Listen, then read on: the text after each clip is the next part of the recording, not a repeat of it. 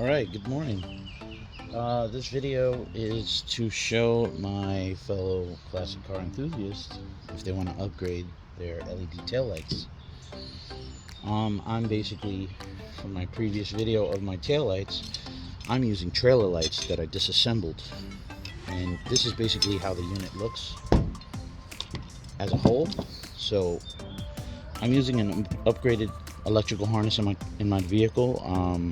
I've upgraded to a whole 95 drivetrain, so my harness is going to look different from your factory harness, but it's the same exact principle. If you're using the original 66, 65, 64, it doesn't matter, or if you have an upgraded harness and you're still using traditional light bulbs and you want to upgrade to LED. So basically, my newer harness has this plug, and this is a 95 Tahoe harness that's in my car. And then what I did was I basically spliced on to the existing harness and I put the trailer plugs. Then I disassembled the trailer lights, and basically got the guts out of it utilizing the existing plug. So I don't have to solder anything. I just took it apart. I broke the plastic around. This is how one looks individually. This one I had to solder because of course it had broke off. Be careful, make sure that these connections are all good before you go ahead and start assembling everything. So this would be brake and turn. I have this curve for a reason, because there's a curvature in the original fixture. I brought brand new taillights from Classic Industries. Shout out to Classic Industries. I've purchased so many things from these guys. Good quality. Part number 5957718, and that's right hand side. Part number 5957717, that's left hand. And these are the rear 66 Impala. So shout out to them, good quality, except for this little scratch right here. I guess that's in process of making it, but I mean, they look amazing. So this is the factory 66 housing for the taillight, and what I did was I just did a temporary double-sided tape just to hold it in place. Now this two sections right here are completely flat. What I plan on doing is building a layer of silicone, a bed of silicone behind this. So I'm going to remove these, layer of silicone, nice and thin enough, so that way this does not come in contact with this ever. I'm going to drill 2 pinholes, put a little nut and bolt, and call it a day. For this one, a little tricky. I did curve it to compensate for this light socket, but that's not ideal. So what I'm going to be doing is I'm going to take my angle grinder, because I'm too lazy to dig in my tool chest for the other one. I'm going to put a series of slices and just notch off this huge lip, maybe flatten this out a little bit, and then I'm going to do the same thing for these 2 lights. I'm going to do in this corner, and that will give me LEDs.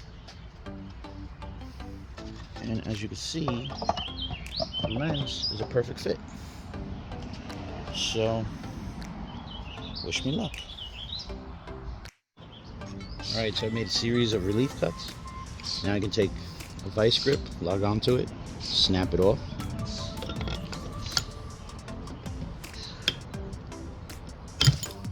Like that. I'm going to clean this up, grind it down. I have a little tool for that, and we shall see how it looks. Alright, so in theory this should fit better. Nice. Now the reason why I took out that bump is I wanted that as far that way as possible. So you can barely see it, but that LED is actually facing in this direction now. Yeah. So I'm assuming, you know, from the back side of the car, the LED will be so visible, therefore utilizing the entire lens. There you go, you can see it from the top. You might be able to see from the top. Put the light on. Oops, it fell. But that's okay. Yeah, there you go. So I'm getting maximum coverage from that LED. And yes, I did destroy a factory lens, but I will never go back to traditional lighting again. It's all LED, baby. Onwards and upwards. Now, something I'd like to discuss about the LEDs. I ordered these online. This was part of a 4-pack. This was part of a 2-pack. If I was to ever do this again, I would prefer this LED as opposed to this one. Reason being is, I put double-sided tape on the back side. Now, this is my first time doing this, so of course, bear with me. It's going to look crude at first, but I figured I wanted to insulate this just in case it touches the housing while I was practicing and trying out my setup. If you look at this one, it's printed on a board. This is a much better quality LED. Now, of course, when you're ordering online, you can't tell what you're getting. But if you're able to see these like in person, let's say AutoZone or something like that, try to see if the board is something like this through the lens. If you can see the LEDs. Now, these are old. These things, they've been sitting around since like last year now. But if I had to order them again, I would definitely go with this setup as opposed to this. Still doable, but I have to take extra precaution, so that's why I'm probably going to do like either a plastic backing and then attach this to the plastic.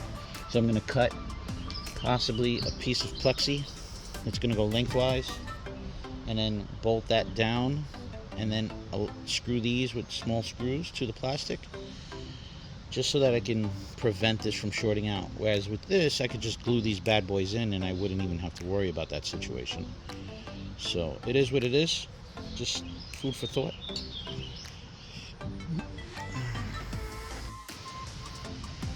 Alright, after going over some thought about it, what I'm going to do is I'm not going to go super crazy. So, being that these things sit pretty flat, I'm going to take a Sharpie. I'm going to mark where the LED overlaps with these high ridges. They're there for support, but let's be real, this thing bolts to a car. I don't need that much support. So I'm going to scuff this down level, these two ridges right here. I'm also going to do the same thing. I'm going to center this to that hole, so that represents the middle, and basically do the same thing here, here, maybe a little here, maybe a little here, and of course for the third location. What that's going to do is allow me to sit more flat onto the surface, and then I'll take a bead of silicone and I'll silicone this up and just pop it right in. Maybe a little screw, 1 or 2, and that's it. I'm not going to go crazy. I mean, once this installs, it's not coming back out. But it's also not going to be 100% permanent, because if I ever did need to change out this trailer light, I'll just buy another trailer light, peel this bad boy out, and do the same thing again.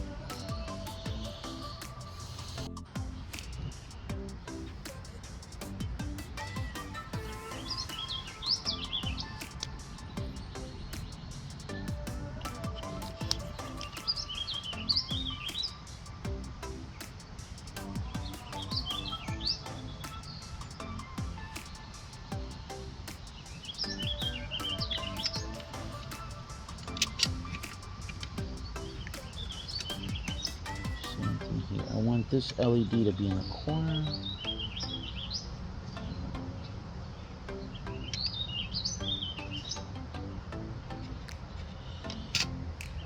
Alright. Like that. Get these out of the way so I don't break them. I like it with the bigger hole.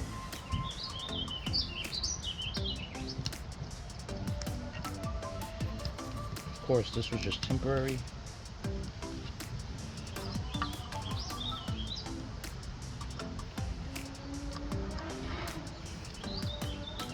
If anyone's saying these LEDs are unreliable, listen, they're on trailers, okay? I have it on my car trailers, on my utility trailers. So, alright, let's just get this position. Go into the center of the hole.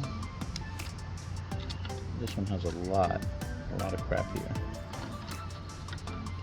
I'm not really worried about the gasket. My car is going to sit in the garage or under a cover all the time because she's a princess. So what we'll do is we'll just mark the shape of the light. Anything in this mark needs to come out.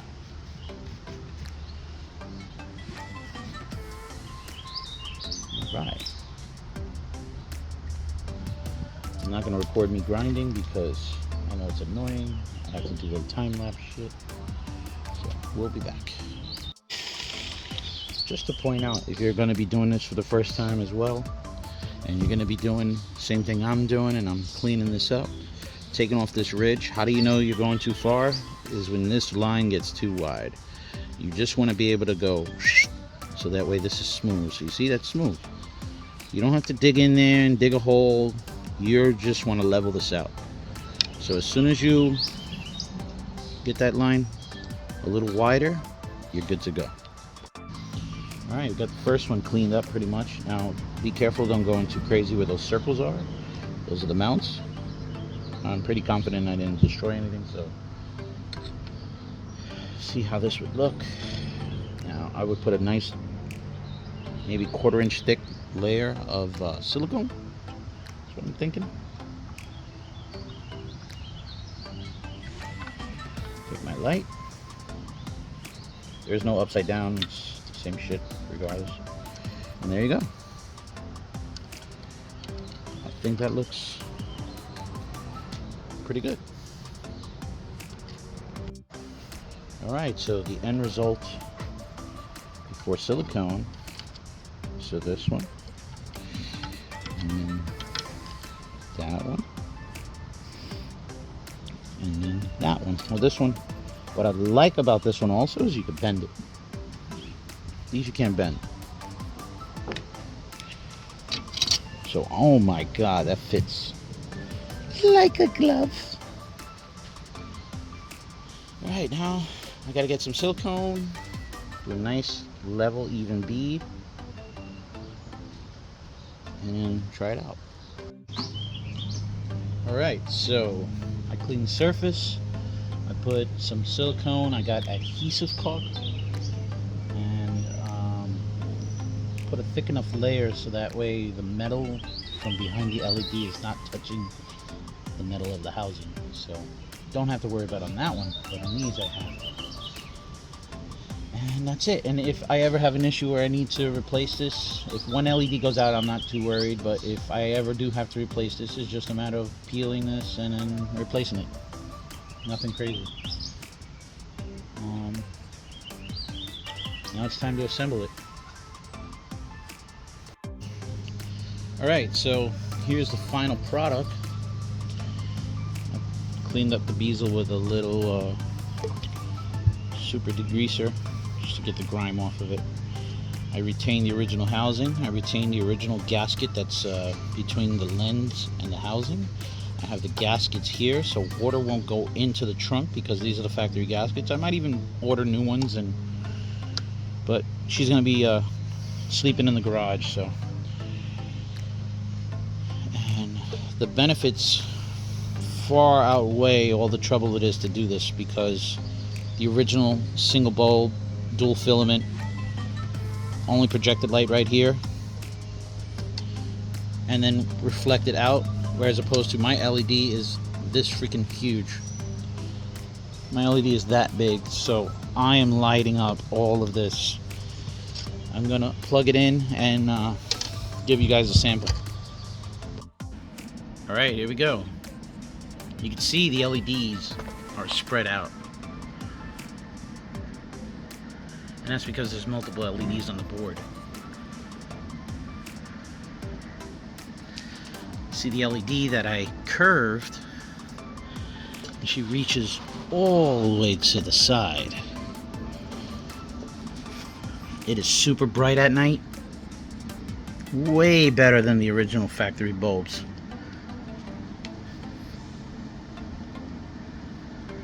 Now, if this video helped you out, let me know. Tag me if you do it yourself. Like, follow, subscribe, all that. Whatever it is, hit me up. Later.